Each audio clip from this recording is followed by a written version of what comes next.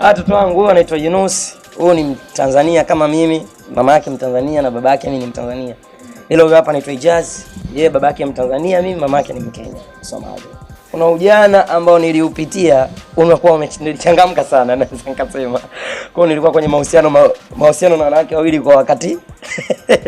Sijui unanielewa nikisema hivyo. Kipindi hicho. Kwa nikajikuta kujifungua kwa amejifungua mwezi mmoja. Huyu kazaliwa tarehe 16 sikosei, au tarehe 24 ya mwezi wa 10. Baba yao nimezaliwa mwezi wa 10 tarehe 3. Huyu tarehe 16, huyu tarehe 24. Watoto wa kiume kuwa na wasichana wawili tofauti ni kawaida sana.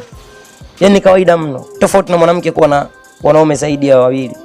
Lakini sisi hata ukiwa na wanawake 6, unajua mwenyewe unacheza nao vipi. Lakini discipline tu kwa yule mwanamke ambaye unaamini huyo ndo wife. So kipindi nipo nao wote, kila mtu nilikuwa nacheza naye mwenyewe ninavyojua.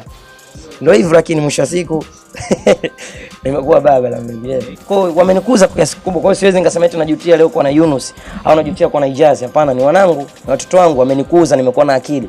Japokuwa hatukuweza kuelewana vizuri na wazazi wenzangu, ndio maana kila mtu kaamua kufanya maisha yake. Huyu anaishi na bibi yake, maana mama yake ameshaolewa.